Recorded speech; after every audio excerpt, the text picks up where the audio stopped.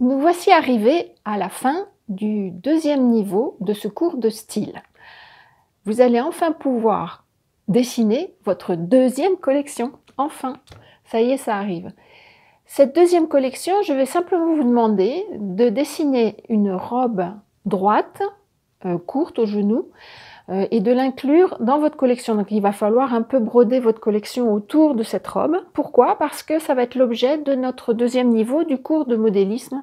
Et j'aime bien qu'il y ait une certaine continuité entre le style et le modélisme parce que je pense qu'on ne peut pas vraiment séparer les deux.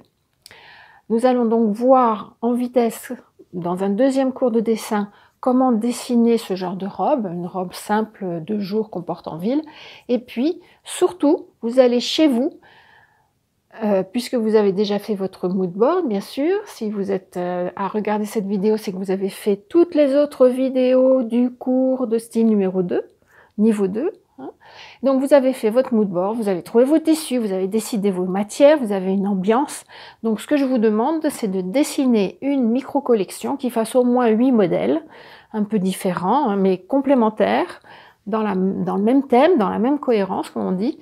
Et dedans, vous incluez simplement une robe droite qui soit au-dessus du genou, avec des manches 3/4, on va dire, ou quelque chose de simple. Simplement, ça va nous permettre d'étudier certains détails et surtout les volumes de la robe dans ce modélisme du niveau 2.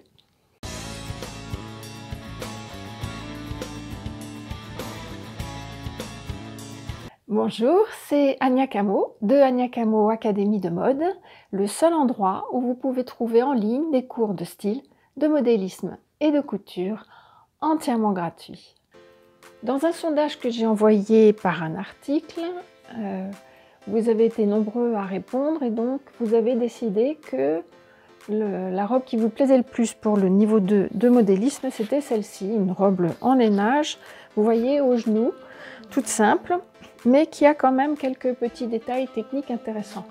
Donc ce document, vous allez pouvoir le télécharger dans le cours, le lien est à côté de la vidéo dans aniacamo.blog, puisque le cours est bien dans le blog et pas dans YouTube. J'ai beaucoup de personnes qui recherchent mes cours désespérément dans YouTube, mais non, c'est bien dans mon blog aniacamo.blog. J'ai d'ailleurs fait une vidéo pour expliquer comment suivre mes cours facilement parce que ça semble être assez compliqué pour certains d'entre vous.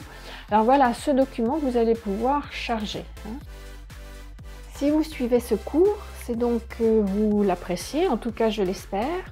Et donc en retour, puisque tout est gratuit, je vous demanderai surtout de partager avec tous vos amis et de me mettre des likes, vous savez, ces pouces levés et tout bleu, et aussi de commenter parce que c'est grâce à tout votre trafic que je peux être remarqué par des gros sites Google, YouTube et j'en passe, et que je puisse grappiller quelques centimes d'euros par-ci par-là pour bien sûr financer ces cours puisqu'ils sont gratuits. Eh bien, il faut bien que j'arrive à payer pour tout le matériel et pour le temps que j'y passe également. Donc je compte sur vous. Donc justement, ici, comme la robe est grise et elle a pas mal de dessins, on voit assez mal les détails techniques qui vont permettre à la modéliste de faire son patron. C'est pour ça que c'est très intéressant de faire des croquis tout simples, très épurés, où on retrouve uniquement les détails techniques. Donc, une fois que vous aurez téléchargé le document que je mets à votre disposition, vous verrez que c'est une robe qui est donc au-dessus du genou en longueur, qui est globalement droite, à peine évasée en bas.